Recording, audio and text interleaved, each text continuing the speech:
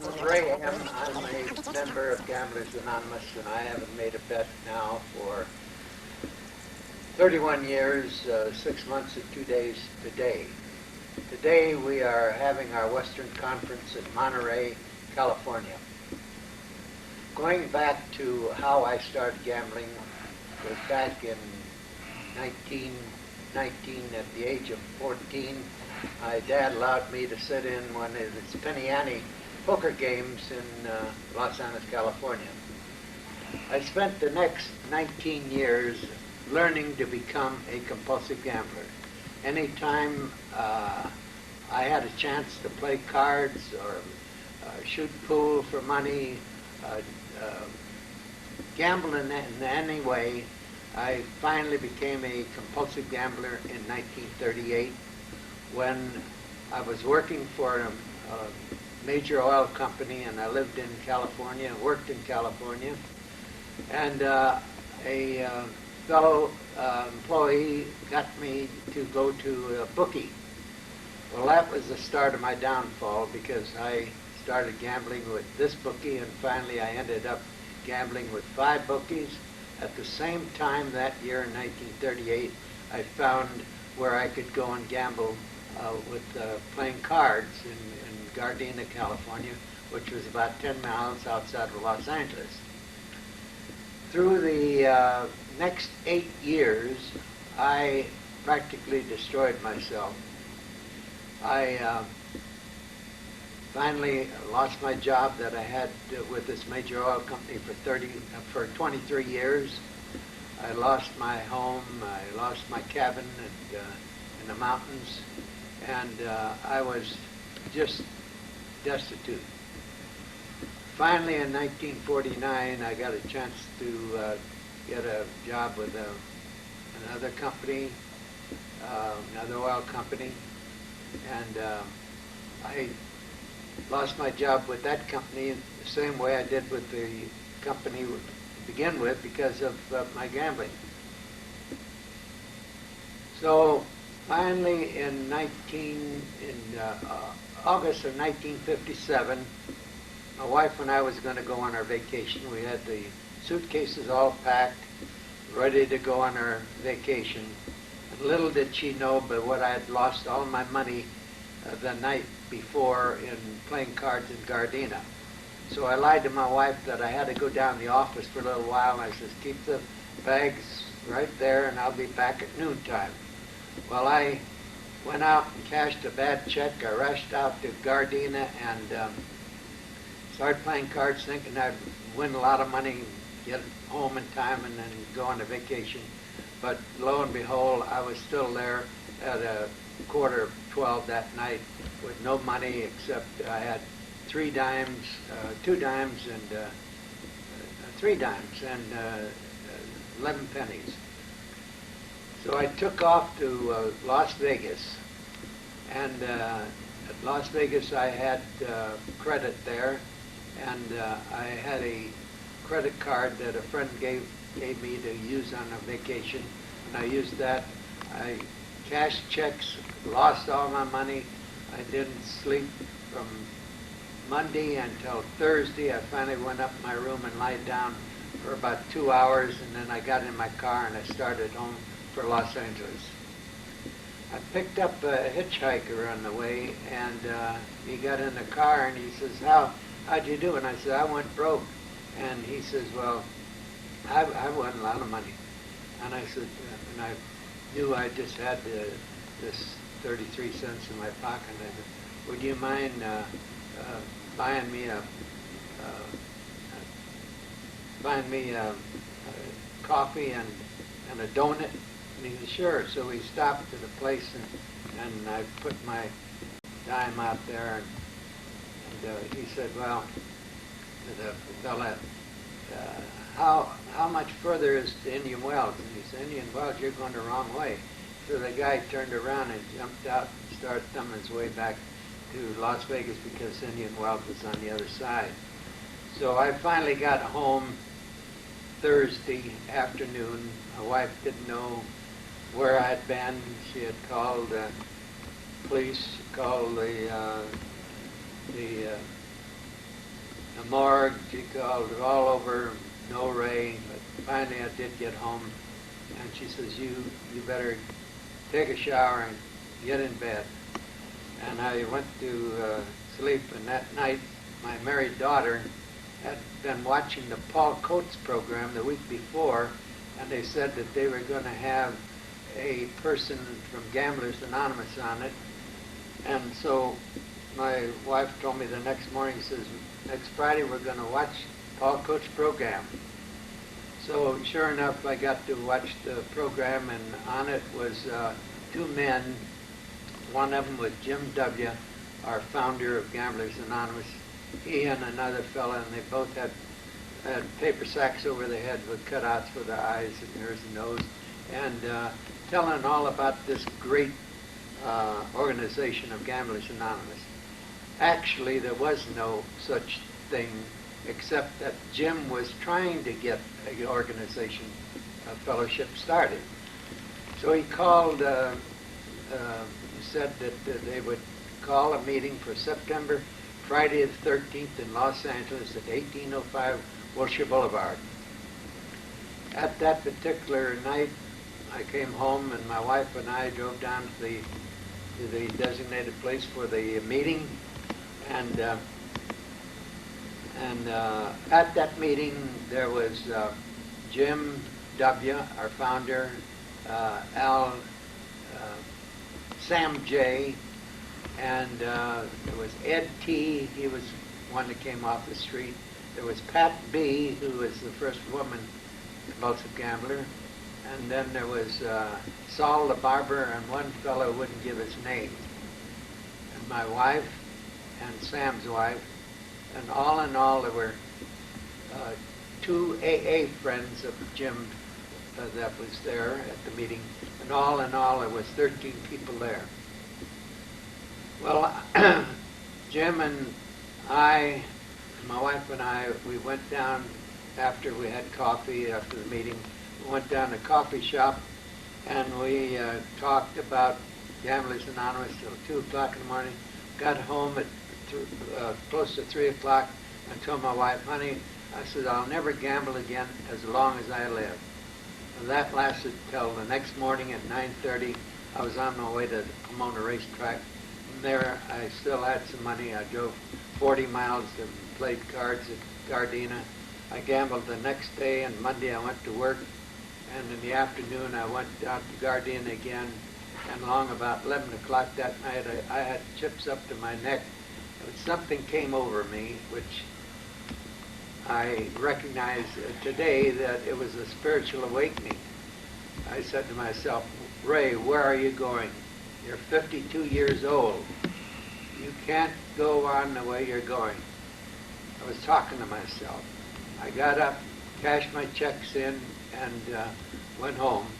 And I went to the next meeting, which was held at the same place. From that particular place where we had the meeting, we moved to 6th and Figueroa in Los Angeles, and then we moved to a room in the Coliseum, and then to the Mayfair Hotel. That was where we called the first group in GA, called the Mayfair Group. Well, at the Mayfair Group, we had unity, and we were starting to grow. But then the question came as to how GA should operate. Everybody had a different idea how it was going to be operated. Finally, one day, a fellow by the name of Jack M. and myself wrote out something in writing, which we called the Provisional Constitution, and presented it to Jim to discuss as to whether or not we want to operate under that.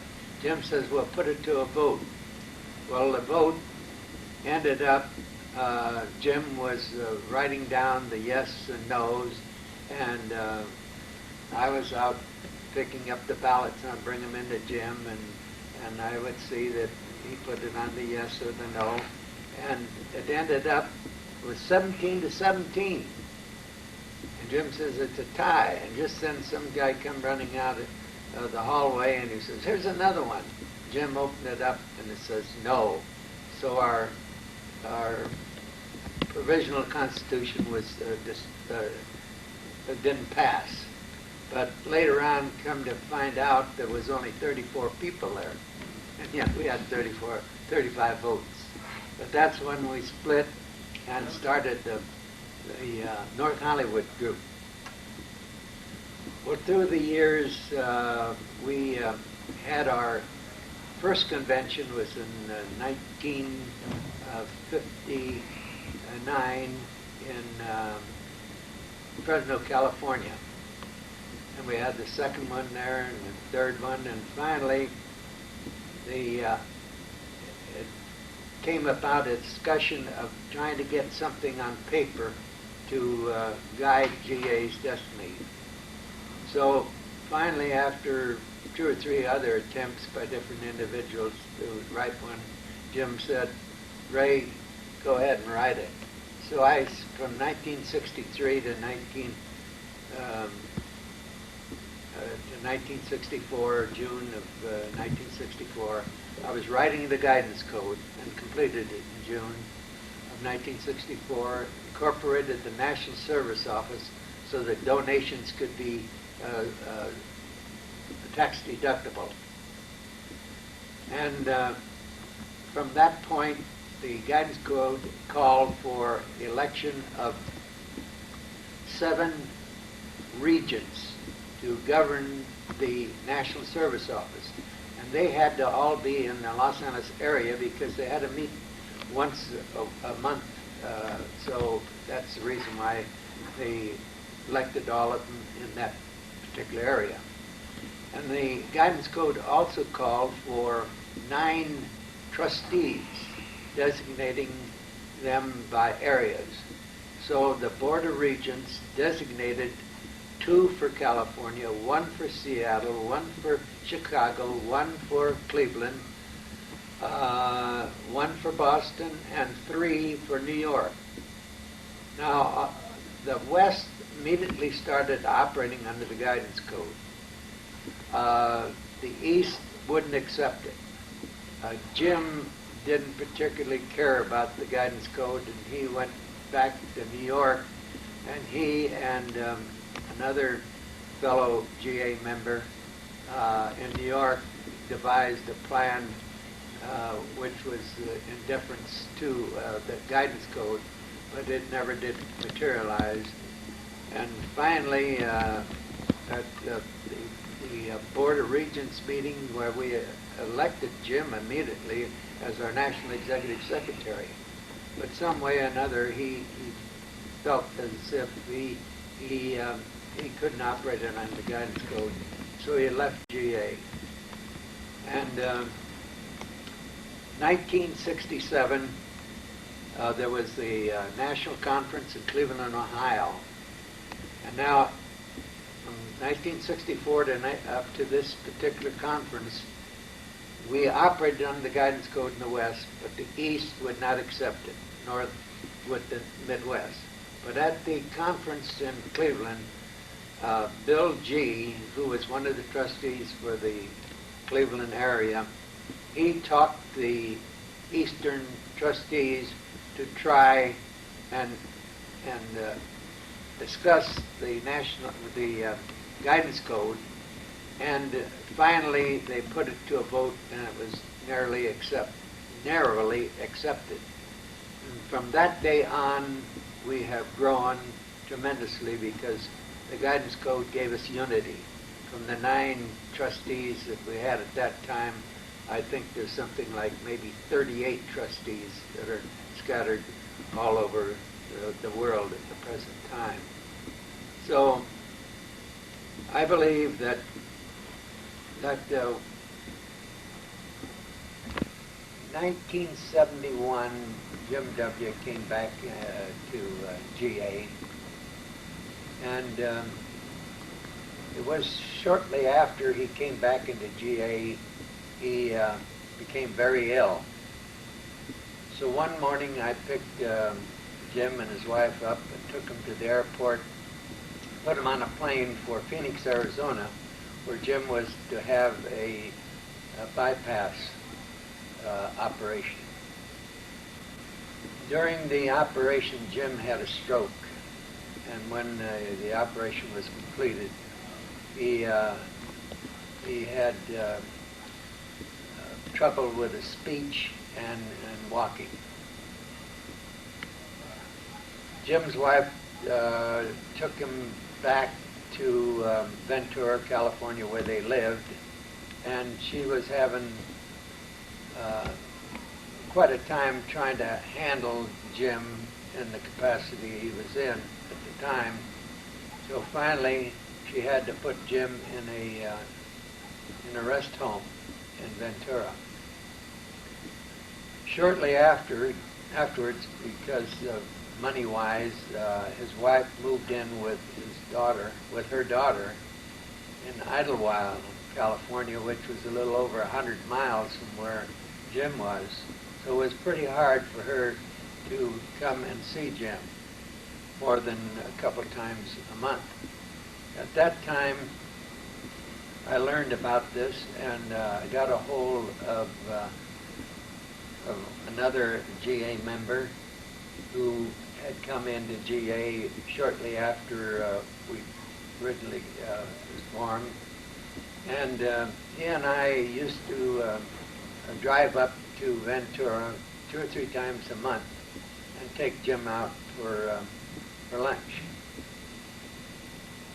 And that was the only communication Jim had with any GA member other than Bill G. from Cleveland.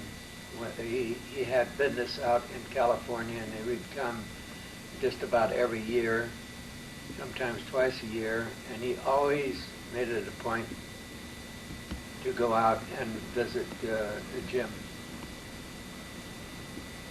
In I think it was 1980, at our conference, GA conference in Las Vegas, I got a hold of Bill B., who was the former chairman of the Board of Trustees, when he went back to New York, to contact Eddie L., who was then was then the chairman of the Board of Trustees, to invite Jim W. to GA's 25th anniversary party, which we would be holding in 1982 in Anaheim, California. Sure enough, the Board of Trustees elected to honor Jim W. at our 25th anniversary, and they sent him an engraved invitation to attend. Well, through contact with Jim W. and the rest home, knew that he didn't have proper attire, and some way or another got in touch with Dave S. of Seattle. Dave S. Had a wedding boutique, and he could get clothes very reasonable, and he said that he'd be willing to buy Jim a suit. So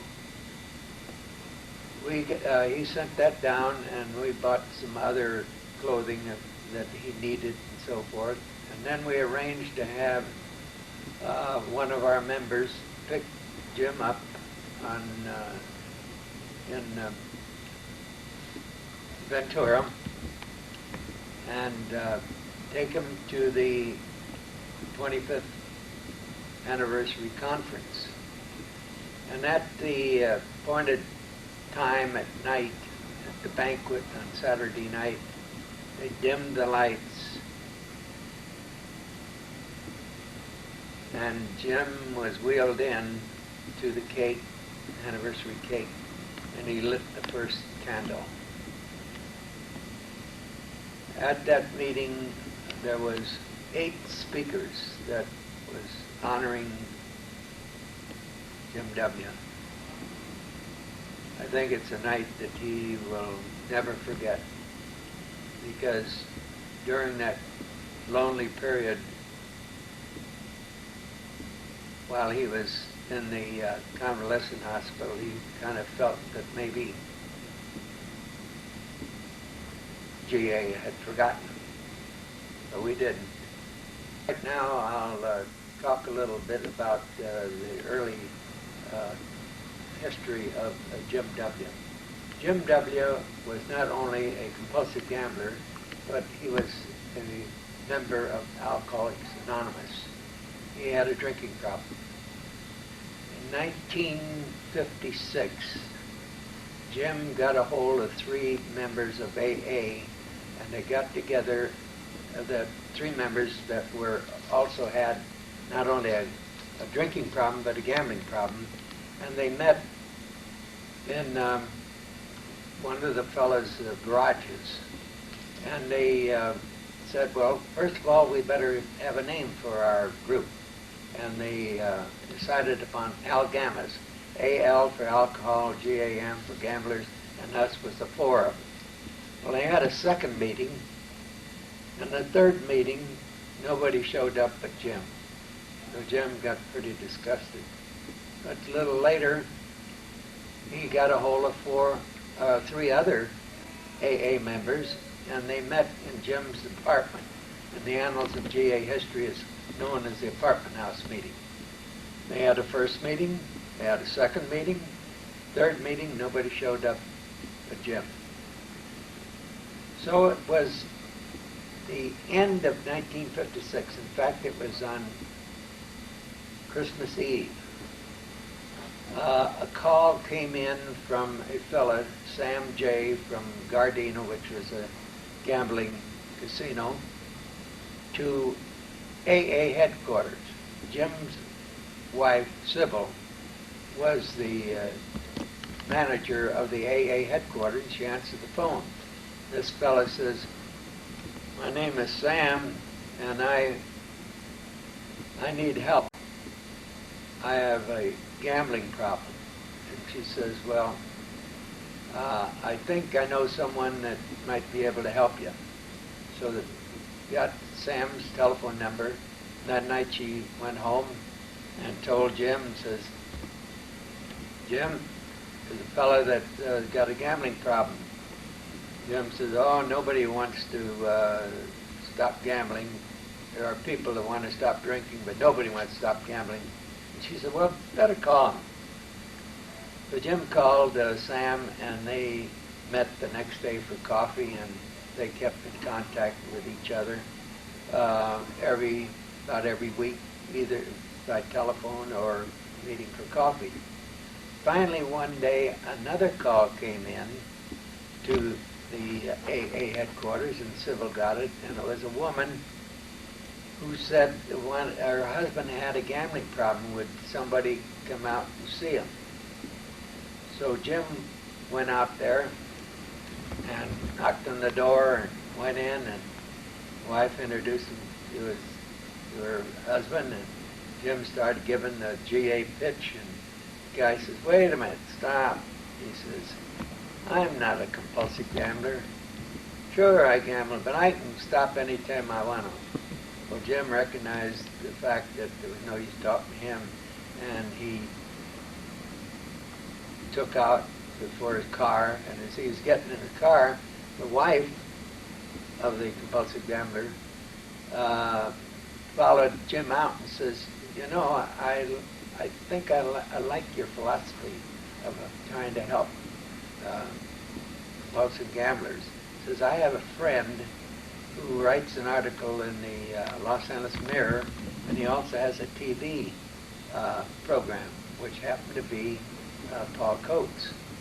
Well, sure enough, a few days later, there was an article in the Los Angeles Mirror, and that eventually led to Paul Coates inviting Jim to appear on the Paul Coates program in 1957, and that was the start of GA.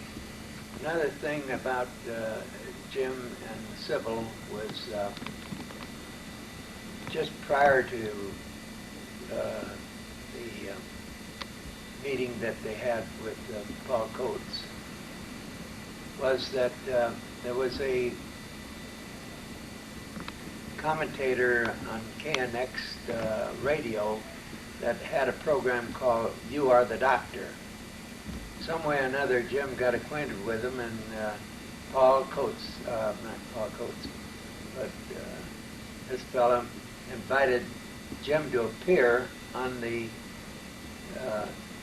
You Are the Doctor program.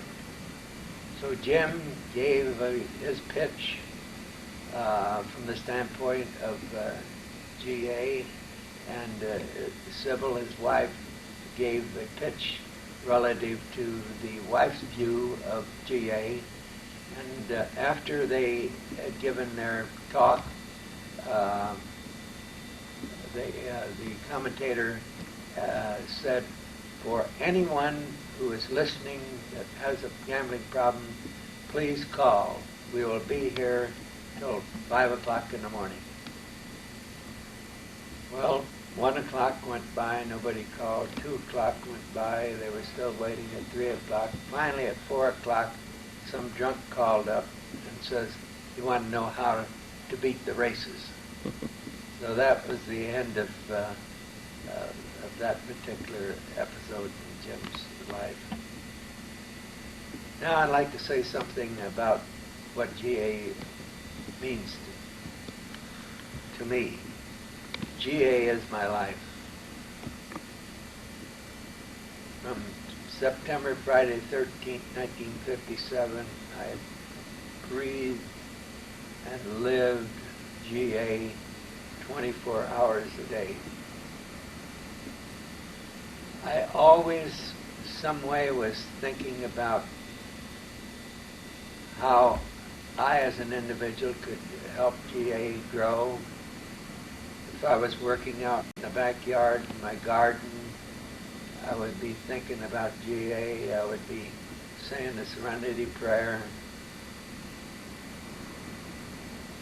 It was my life. Through the fact that I joined GA, I didn't lose my job. GA caught me just in time to save my job that I finally retired from after 36 and a half years of service. So today, I have a nice pension plan coming in every month as long as I live. And when I die, my wife will get 2/3 of this pension for her. We have our Social Security. We have money in the bank. We've been on tours all over. Our 50th wedding anniversary, we attended the GA conference, which was the 21st GA conference in England. I've been in practically every major city in the United States wherever they've held a convention. In 1987, Bill G.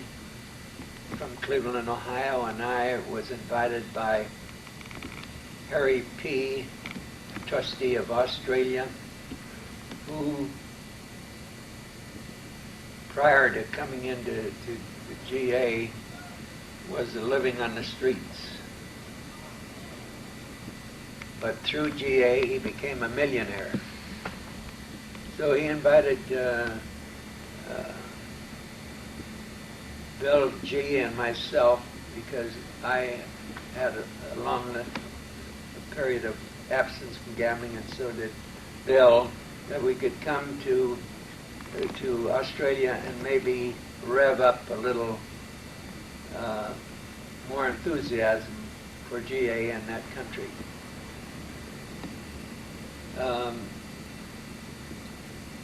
We were met on the plane by Harry P. He took us to a modern hotel just outside of Sydney, Australia, and put us up in a penthouse. We each had our own bedroom. We had a well-stocked kitchen and even a microwave. We had a big dining room and a living room and a view of the bay. It was gorgeous. We attended several meetings in Australia. And finally, one day, during this entire period, Harry provided one of the GA members, friends of his, to be our personal chauffeur. Every morning he was at our room right after breakfast, and he would take us out to some particular place where we could see the sights, and then we would meet Harry P. at some designated place where Harry would take us to lunch, and sometimes he would take us to dinner. One day, through a friend of his who had a beautiful yacht,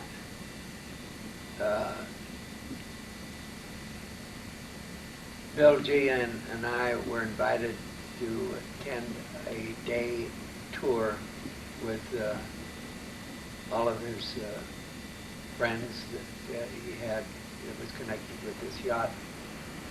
And at noontime we anchored in an inlet. We had a beautiful lunch, and what a marvelous time we had that day.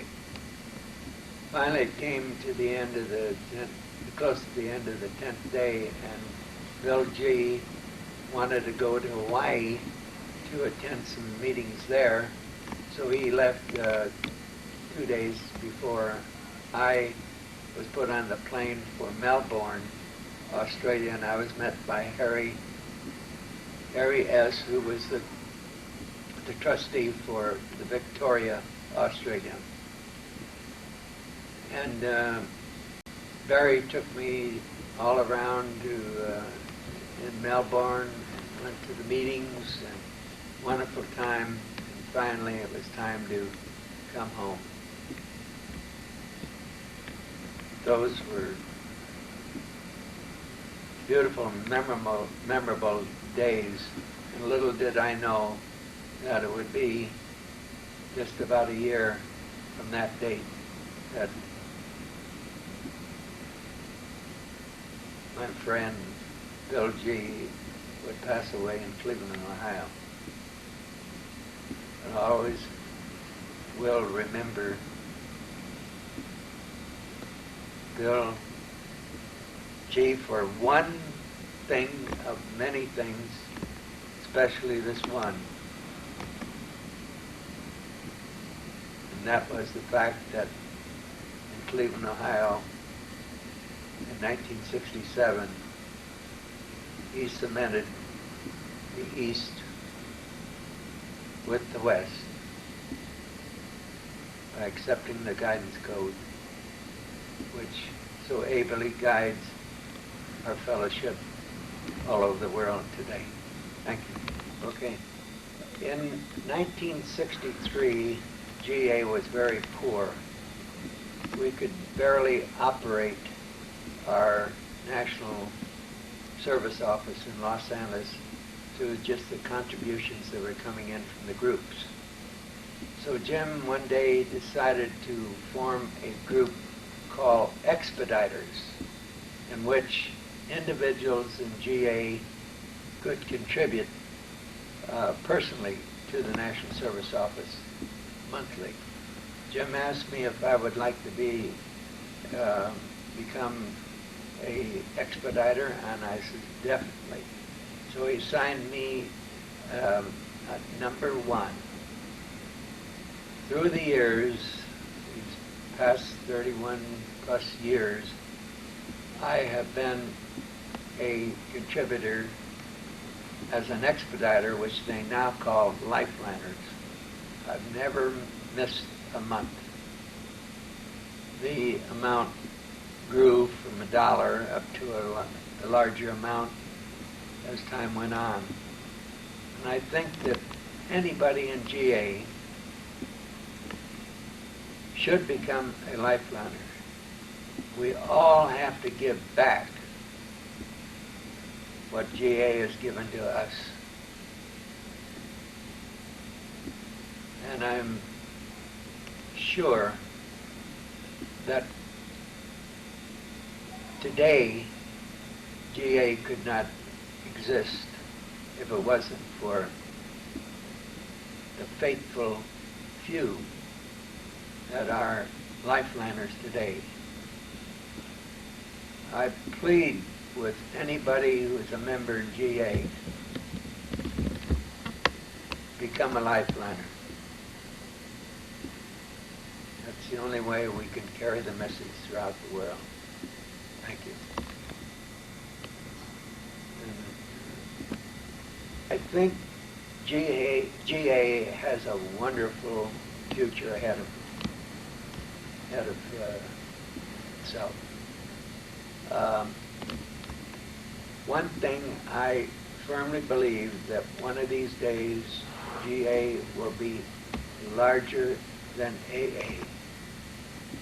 The reason I say this is because today practically every state allows gambling.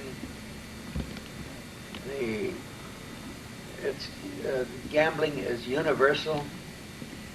It's all over the world. And GA is just scratching the surface right now on countries that needs our help. But in closing, when I think of myself in connection with my life, I feel as if that I only wished I could have given more to GA. One thing that I will always be proud of, that I was the author of the Guidance Code. And it was through this particular instrument that GA is operating today. My name is Mac B. I'm a recovered compulsive gambler. This is my 28th GA conference to attend. I was fortunate enough to attend the first one back in 1961, the year that I was made come to the Gamblers Anonymous. I've been a compulsive gambler all my life. I found the Den of Iniquity Gardena in 1944. I gambled there until 1961. Las Vegas was my love. I was weaned on a paradise. I went from Las Vegas from 1951 to 1961. And Santa Anita was my everyday Santa Anita Saturdays, as well as Hollywood Park. I knew about GA 2 years before I would consent to come. My minister at the church council with me for 2 years.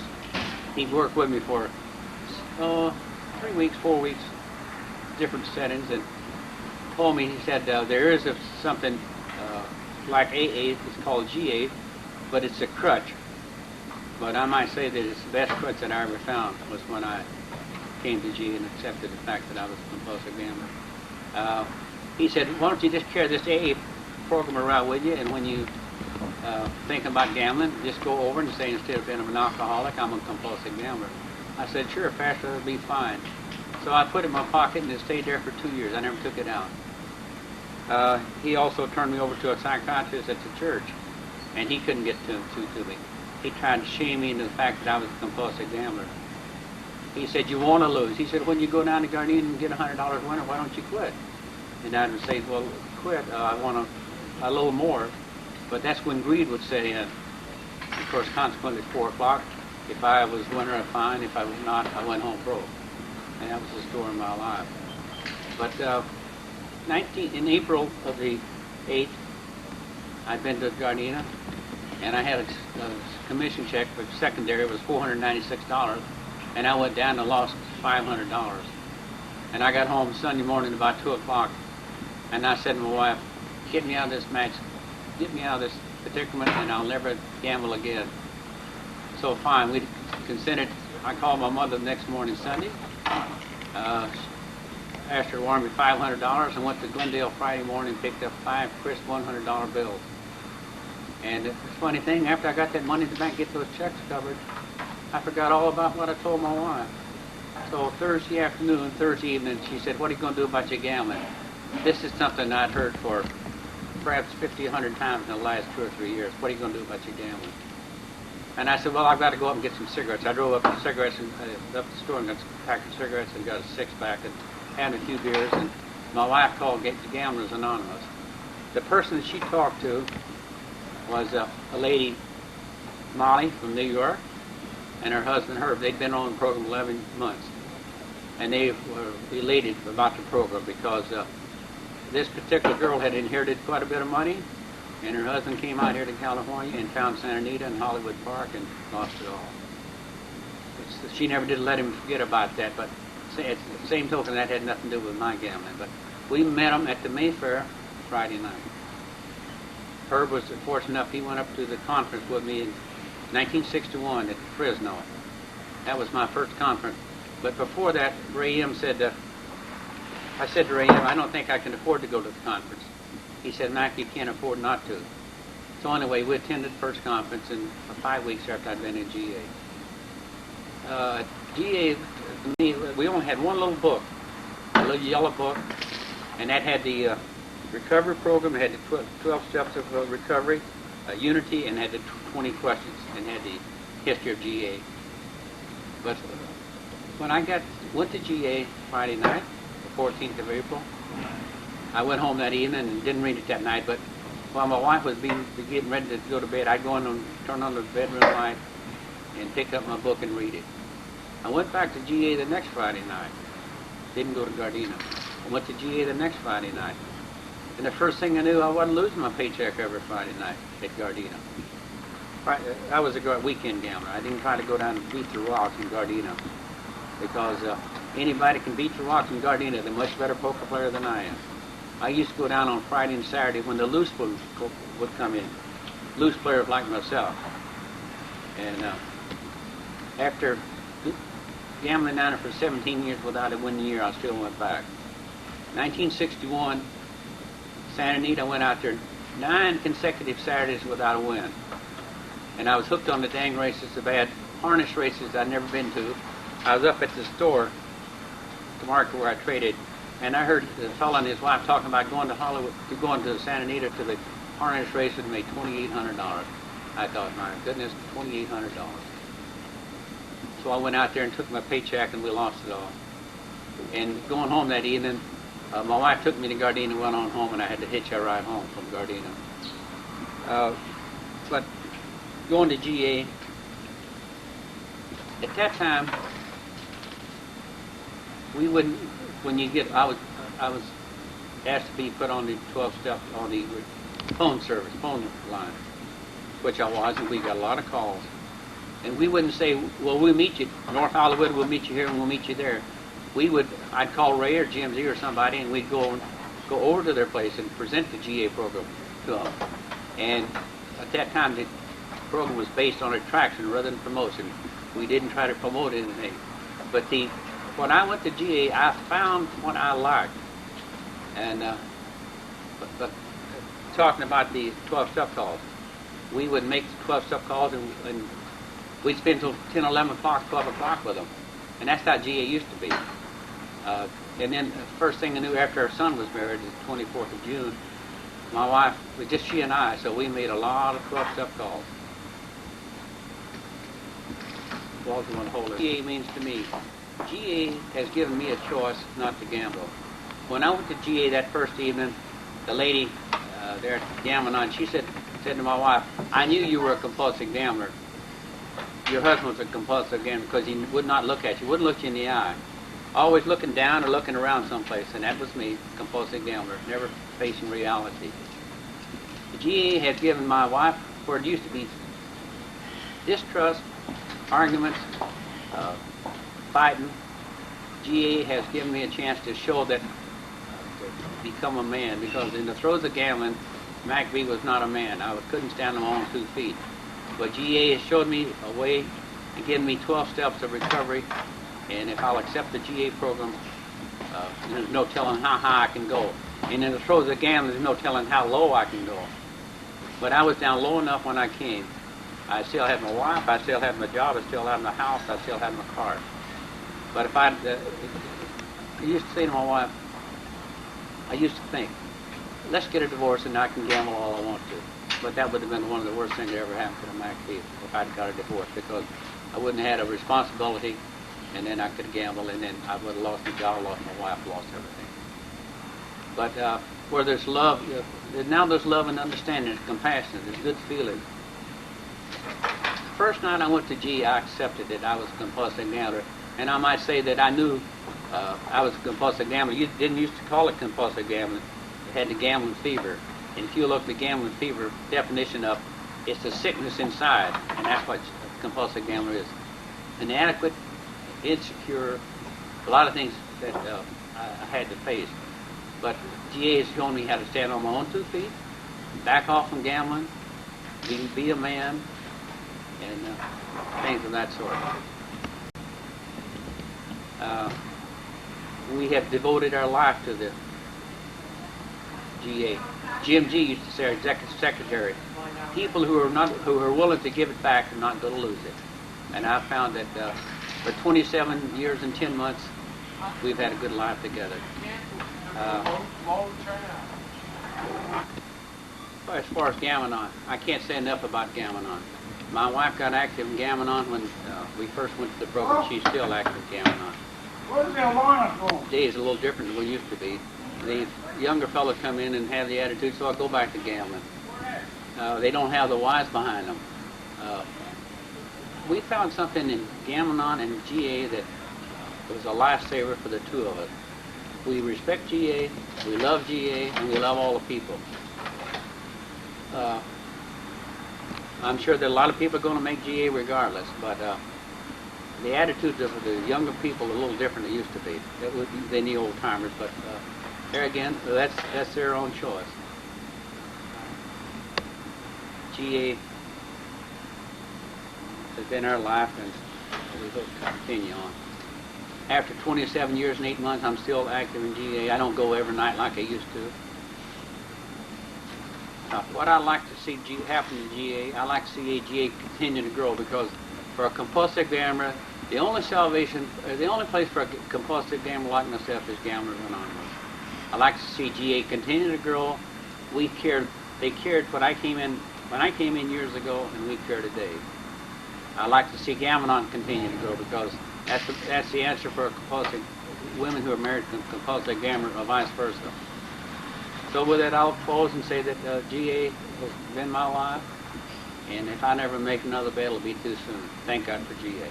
Yeah. So you liked it, huh? Watching you. I just, Oh, he's filming Jody? Huh? Of course. You gotta talk, Jody. I was talking. I was saying, I was crying.